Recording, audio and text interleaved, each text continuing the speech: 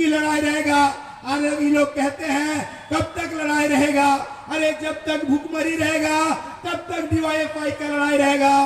जब तक रोटी कपड़ा मकान सबको नहीं मिलेगा, DYFI कहते हैं सबको शिक्षा सबको काम, वरना होगा नींद हराम। हम लोग कहते हैं रोजी रोटी शिक्षा देने की मांग, हम लोग चाहते हैं एक भी कल कारखाने नहीं है। आइए दोस्तों, बंगाल को अच्छे से अच्छे बनाना होगा। और ये आंदोलन सिर्फ बंगाल कलकत्ता शहर का नहीं, विदेश का मिट्टी में भी ऐसी घटना घटी नहीं थी जो जस्टिस फॉर आर्जिकर के लिए किस प्रकार से की है।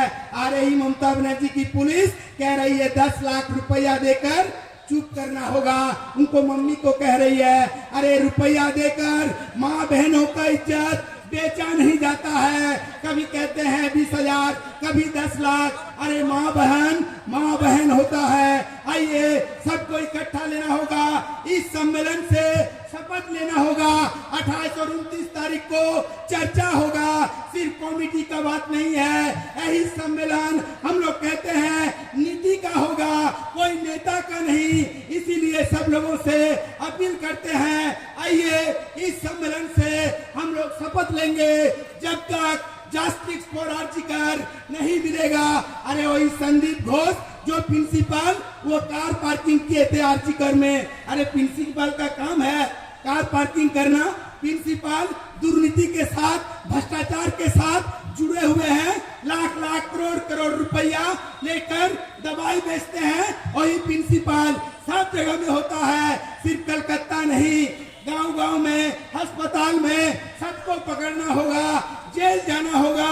हम लोग बोल रहे हैं हम लोग सम्मेलन से शपथ लेंगे जब तक जस्टिस फॉर आर्जिकर नहीं रहेगा तब तक हम लोग संघर्ष करेंगे, संघर्ष के मैदान में रहेंगे।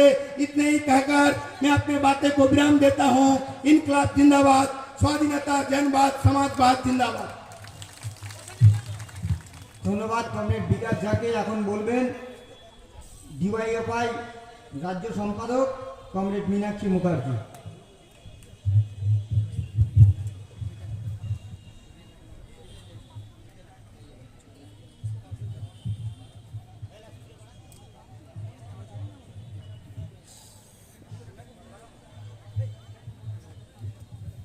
সাথী সভাপতি মঞ্চে উপস্থিত আছেন রাজ্যের সভাপতি ধ্রুব বিকাশ, আমাদের সেন্ট্রাল কমিটির সদস্য, এই জেলার সম্পাদক, এই জেলার আমাদের নেতারা এবং আপনারা যারা আজকে আমাদের সমাবেশে উপস্থিত হয়েছেন আপনাদের প্রতিনিধি হিসাবে এবং সাধারণ মানুষ।